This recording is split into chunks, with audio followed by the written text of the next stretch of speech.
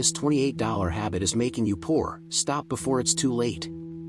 Let me ask you something no one else dares to ask. What if the thing keeping you poor only costs $28? Sounds ridiculous, right? That's exactly why it's so dangerous. See, it's not the $28, it's the pattern behind it. It's the invisible decision you repeat month after month, thinking it's harmless. But over time, it robs your wealth, steals your energy, and kills your momentum.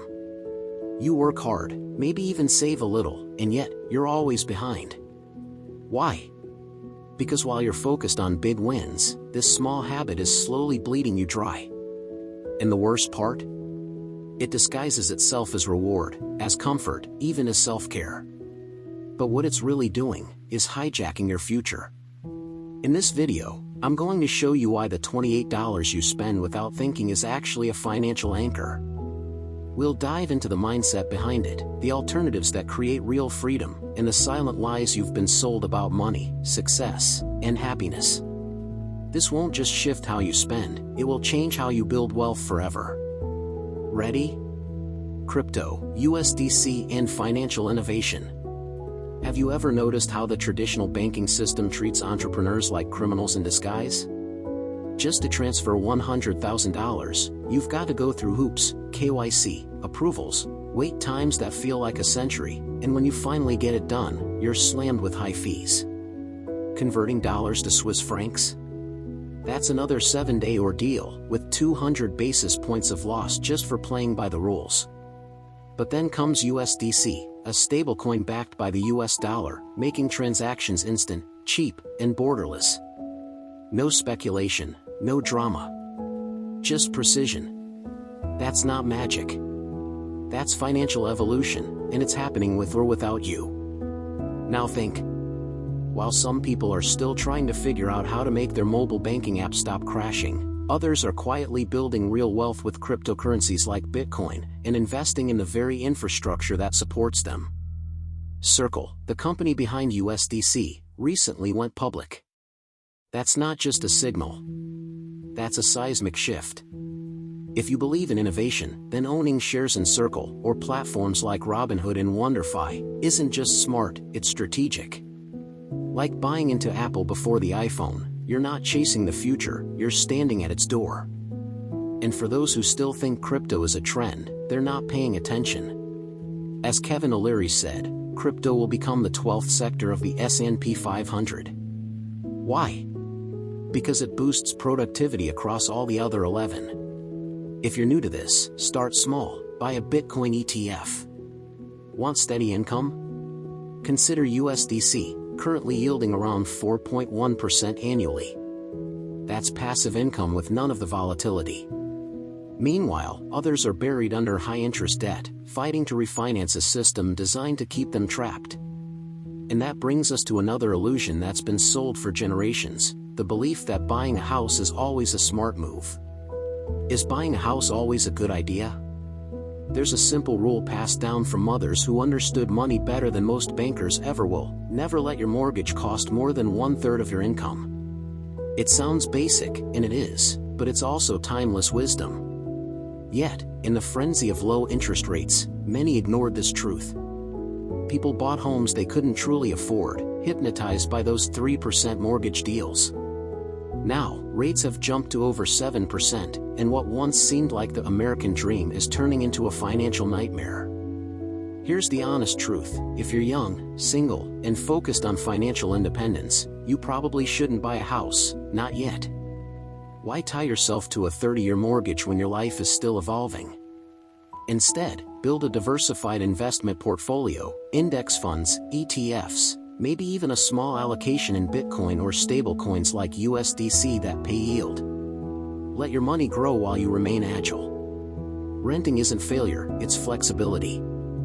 You can even flip the script and invest in rental properties elsewhere that generate passive income, without tying your legs to cement. But if, and only if, you're settling down, starting a family, and building roots, then yes, buying your first home makes sense. Just do it with discipline. Follow the rule of thirds. Or go one step further, buy a duplex, live in one unit and rent the other. That's financial leverage, not just ownership. Real estate can be a great tool, but only if you use it wisely.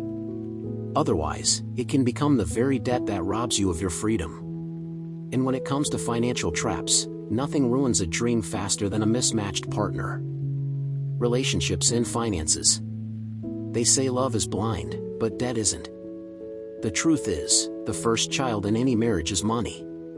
Before babies, before buying a house, before building a life together, there's a financial dynamic already sitting at the dinner table. That's why the person you choose to marry isn't just a romantic decision, it's the biggest financial decision of your entire life. Pick wrong, and you're not just heartbroken, you're broke. Pick right, and you've got a partner in freedom, not just in love. Most people don't get divorced because of infidelity. That might surprise you, but it's not even close. 90% of divorces stem from one root cause: financial stress. And it's not just about how much money you have. It's about values. You might be disciplined and goal-oriented, but if your partner is a spenderholic, or worse, a moocher, you're headed straight for disaster. There's also the loafer with no ambition, or the thief who drains you financially and emotionally. The rare treasure? The meanie, the one who lives within their means and believes in building a future, not consuming the present. Want a tip that most people never hear? Talk about money by the third date. Not salaries or spreadsheets, talk values, goals, habits. Ask about debt, about saving, about what wealth really means to them. Because once you're in deep, sharing a lease, a lifestyle, a mortgage, you're not just in love, you're in business. A partnership built without clarity is a ticking time bomb. And in a world driven by distractions, there's only one thing that can keep both your finances and your future intact: artificial intelligence and opportunity. A storm is brewing. It's not the internet. It's not mobile. It's something bigger. Artificial intelligence isn't just another wave, it's the whole ocean. And like every great disruption, it'll either carry you forward, or crush you if you stand still. Kevin O'Leary calls it the biggest opportunity since the dawn of the digital age, and he's right. From marketing to finance, production to strategy, AI is quietly rewriting the rules of how wealth is created. While some are afraid, the smart ones, they're already applying it. Picture this: in the wine industry, a 1,000-year-old market, AI now helps predict the top-selling varietals by region, age group, even gender. That used to cost millions in research. Now, just a few thousand. That's not theory. That's happening. Imagine applying the same logic to your online store, your coaching business, your ad campaigns. With the help of AI, Kevin created commercials using his digital avatar, deepfakes that cost 5% of traditional production budgets, with zero post-production. That's marketing automation on steroids, and that's what's reshaping entire industries. The same force that once made typewriters obsolete is now coming for editors, consultants, writers, even financial advisors. But here's the twist: it's not the end of work. It's the evolution of value. The entrepreneur who understands how to integrate AI tools, for data analysis, for customer insight, for storytelling, isn't losing a job. He's buying back time. And in this new world, speed and leverage matter more than effort. Just like Steve Jobs used design to make technology feel like art, AI now lets you build your empire with elegance. And speaking of Jobs, the honey and queen bee philosophy of Steve Jobs. Steve Jobs believed something most people still refuse to accept: people don't know what they want until I show it to them. That wasn't arrogance, it was vision. While the world saw gadgets, he saw systems. While others saw products, he saw ecosystems. The genius of Jobs wasn't in creating devices, it was in creating desire, tapping into a deeper instinct. He built not just a company, but a brand loyalty so powerful that people still pay more for Apple products, even when cheaper ones do the same job. That's the queen bee effect, and Apple is the hive. You don't buy Apple because it's the cheapest, you buy it because of how it feels, how it flows, how it all works together. That seamless OS, the synced devices, the fonts that feel like calligraphy from a Japanese scroll, that's not coincidence. That's intentional. Jobs drew inspiration from nature, minimalism, and ancient Eastern aesthetics. Kevin O'Leary observed this firsthand. He watched as Jobs ignored market research and doubled down on instinct. He didn't follow data, he followed signal over noise. And he built the most valuable company on earth doing exactly that. Today, that same thinking applies to everything, from marketing strategy to investment decisions, from branding to the way you present your ideas. When Kevin is asked how he makes decisions now, he often says, "What would Jobs do?" And that one question leads to clarity, to filter, to focus, to excellence. In a world full of noise, the ability to recognize true signal is the edge. But recognizing it is just the start, the hard part. Having the discipline to follow it. Discipline and happiness. Discipline, it's not a punishment. It's the price of freedom. Most people think happiness is a place they'll reach someday, after they've made enough money, bought the right car, or paid off the mortgage. But here's the truth, happiness is not a destination. It's a byproduct of consistent goal achievement. It comes when your daily actions align with your long-term vision. And discipline? That's the bridge. It's what separates those who wish from those who own. It's the currency that builds patrimony, one quiet decision at a time. Want to build financial freedom? Then start with discipline and spending. Want better mental health? Discipline in sleep, exercise, and what you consume, mentally and physically. Want longevity? Then say no to what's comfortable now so you can have vitality later. Kevin shares how his longevity habits now shape everything: diet, workouts, even investment decisions. The question is always, does this move me closer to who I want to be at 80? Because it's not about looking successful.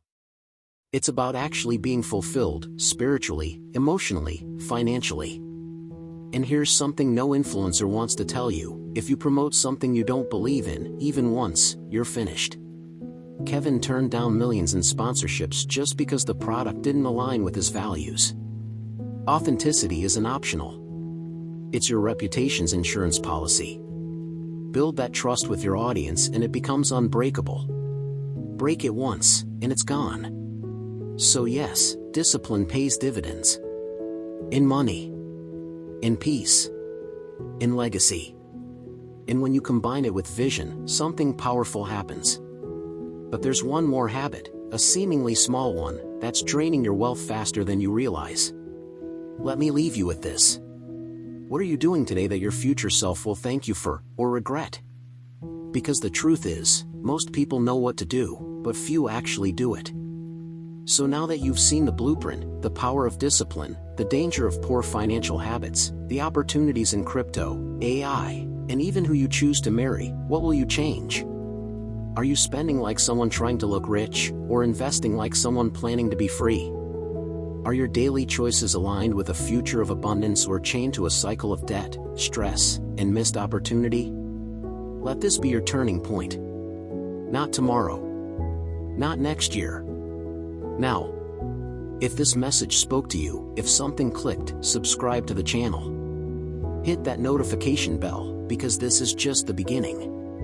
Every week we drop powerful lessons to help you build not just income, but legacy. Don't just watch wealth happen to others. Create it.